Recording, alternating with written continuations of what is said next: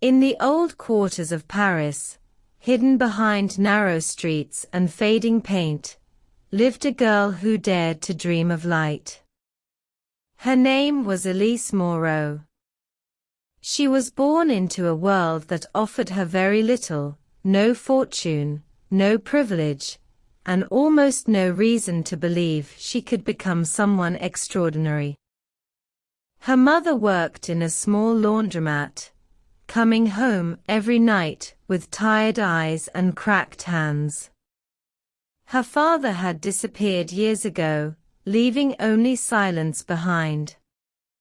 The apartment they lived in was small, damp, and filled with the hum of the city.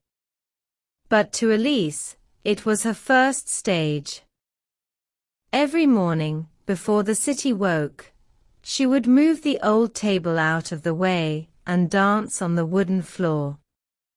The boards were uneven, the space too tight, yet she spun and leaped as if she were already performing at the Paris Opera. The radio, an old thing that sometimes buzzed with static, played fragments of classical music. Élise didn't know the names of the composers or the meaning of the notes. She only knew how they made her feel. When she danced, she wasn't the poor girl from the corner of Rue de Lyon. She was a swan, a star, a whisper of beauty in a city that had forgotten her name.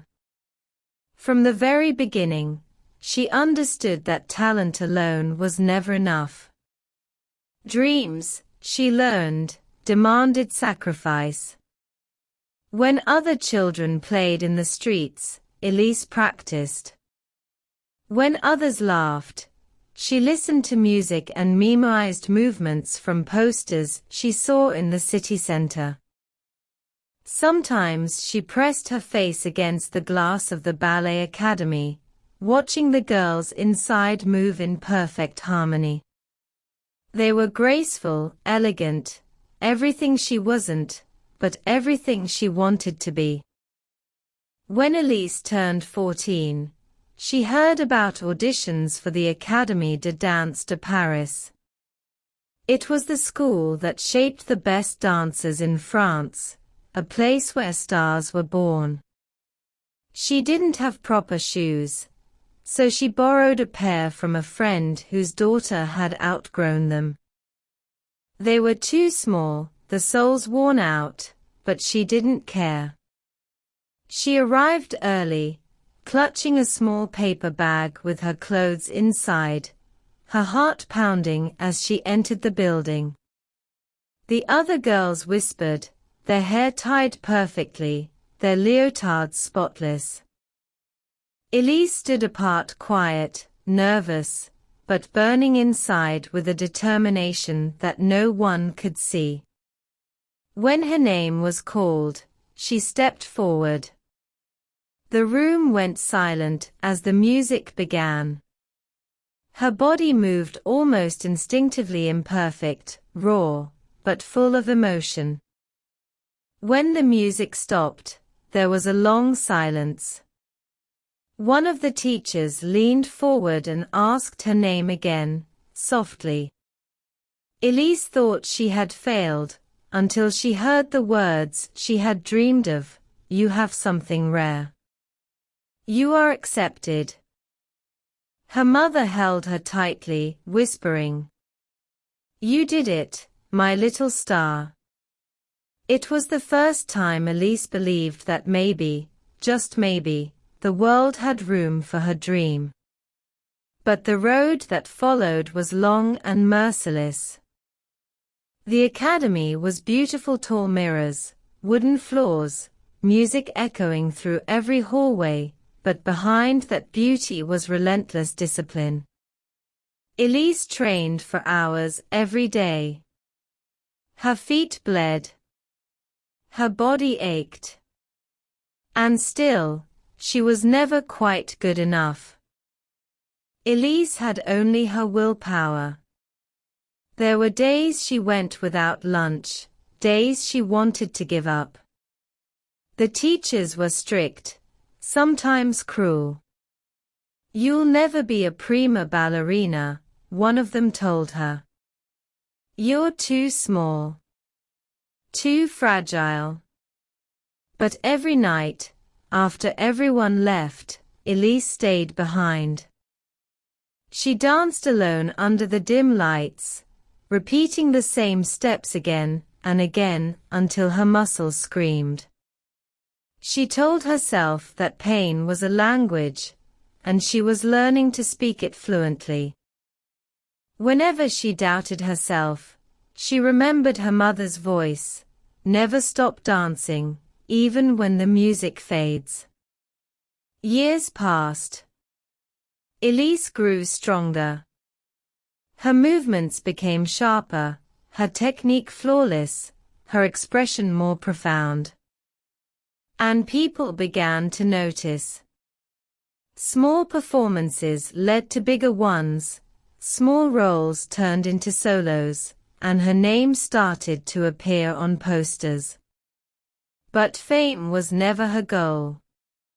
All she wanted was to tell a story, her story through every movement she made.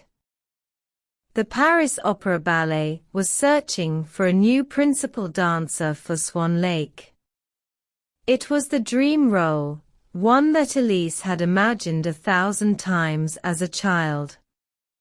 The auditions were fierce. The competition ruthless.